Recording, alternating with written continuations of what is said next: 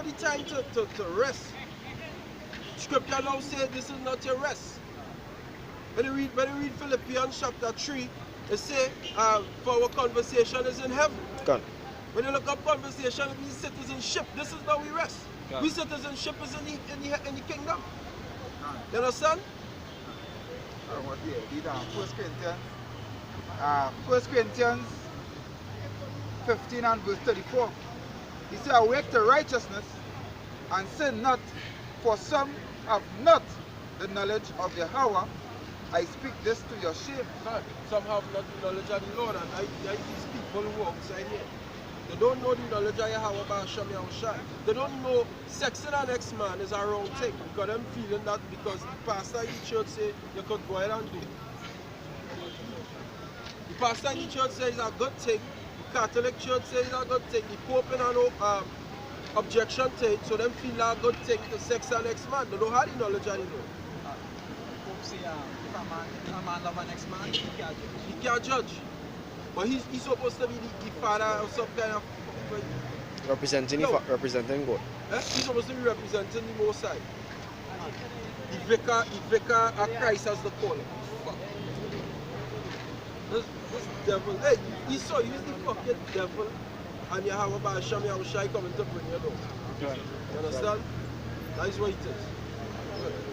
Ecclesiastes chapter 7, verse 7.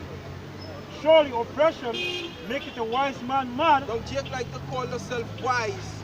The wise. I went to theology school. I'm wise. I have wisdom in the Bible. But the fucking happy at the bullshit that is seen every day. You understand? But the scripture says surely oppression make it a wise man mad. You understand? The scripture says we are fools for Yahushai. Because we actually wise in Yahushai. That is why they look at us as mad people. Because why? We mad. You understand? It makes us mad to the point where we had to come outside here and prophesy and tell these people what you doing.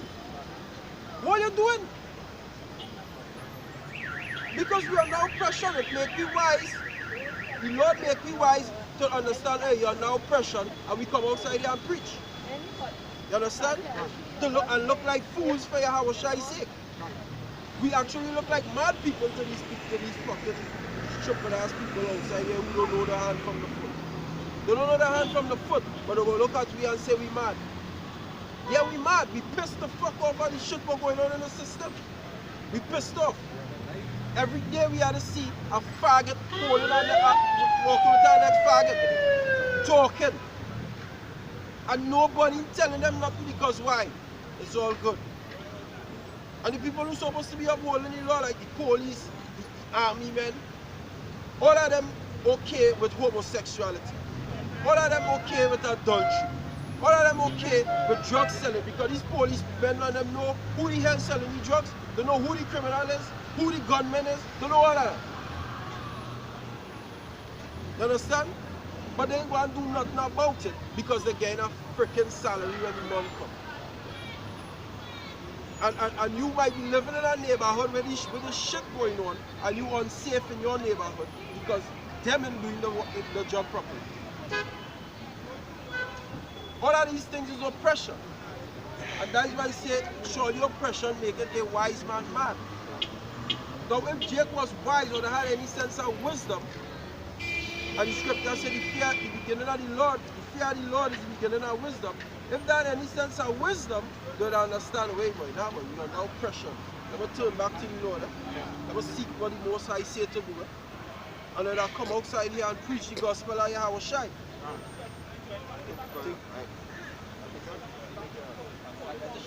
In Egypt they were smarter, because in Egypt they actually knew, understood there was oppression and one thing else. God.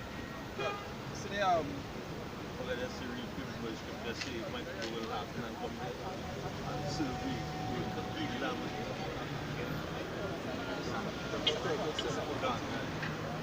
So there's Revelation 7 verse 9. It says, and when he had opened the fifth seal, I saw under the altar the souls of them that was slain for the word of the Most High and for the testimony which they held. And they cried with a loud voice, saying, how long, O Lord, holy and true, that thou not judge and avenge our blood on them that dwell on the earth. How long? Crying to the Lord, Lord, how long? How long this devil, this red devil, want to be poisoning the very air that we breathe in, threatening the very existence? You understand? And it's like he continuing on, going on, and he getting no judgment for it. Lord, how long? But where's the judgment? Where's the sign of your judgment? The prophets outside here. Where's the sign of your judgment? These Deuteronomy 32 and verse 31. Like what I say now, the judgment over we. He said, for their rock is not as our rock, even our enemies themselves being judges. You know what I mean? Them being enemies being judges. Them in control, them say, you know what? Microchip mandatory. You know what I mean? You have to get ID card, you have to get a passport. You know what I mean? Say here. For their vine is as the vine of Sodom. Like how they pass in 54 states is homosexuality. He say, and of the field of Gomorrah, you know what I mean, with shedding our blood. He said, their grapes are grapes of gall, bitter. He said, their clusters are bitter. Their wine is as the poison of dragons and the cruel venom of apes. He said, is not this laid up in store with me and sealed up among the treasuries? I mean, like a question. This system here we living in is pure wickedness. You can see it every day. Every single day as I come out here, they're breathing it, drinking it, seeing it. I mean, water in plastic bottles, that ain't good for you. Putting water in plastic bottles ain't good for you. You understand? That full of a freaking estrogen thing. All of that, and you as a male intaking that in your body, that ain't good for you. But Esau just do that deliberately because he have a mission to destroy you. That is his mission, to destroy these people. You understand? How are going to come about to take them off the face of the earth? But that is impossible because the Most High gave you a wager, Jeremiah 31:35. Most High gave you a wager. You understand? That if you could do this, the Most High will stop being with people. But that up to now you ain't do it yet, so then you can't destroy you. You know? You can't destroy you, it's impossible. Right. This is Jeremiah chapter 31, verse 35. It says, thus saith Yahweh, which giveth the sun for a light by day, and the ordinances of the moon, and of the stars of a light by night. It says, which divided the sea when the waves thereof roar. Yahweh of hosts is his name. He said, if those ordinances depart from me, saith Yahweh, then the seed of Israel also shall cease from being a nation before me forever. So if the ordinances pass from before the Lord, the sun, you understand? The moon, the stars, if them think God, and just this morning I saw the sun, so then Israel had to still be here. You understand? Just this morning I see the sun. So then Israel still here. Go ahead. It says, thus saith Yahweh, if heaven above can be measured, and the foundations of the earth searched out beneath. Yeah, if you could go out in outer space and measure it, and search the earth, search the bottom, search the seas, you understand? If you could do these things, that is the wager the Most High gave to you. And if you could do it, he said he going to do something in return, which is cast you out from being his people. Right? It says, I will also cast off all the seed of Israel for all that they have done, saith Yahweh. Yeah, and up to now you ain't do that yet. Up to now you can't search the entire ocean. They say you probably only search about 10% of the ocean. You can't go and search the entire ocean. You can't search out the heavens. So then Israelites is still the Most High people. You can't get rid of it. You understand? We're going to be here forever. That is just how it is. And you had to deal with it. So there's Psalms 89, verse 30. Start from 35. It says, once I have sworn by my holiness that I will not lie unto David, his seed shall endure forever, and his throne as the sun before me. And and his throne as the sun before him, because the sun enduring forever.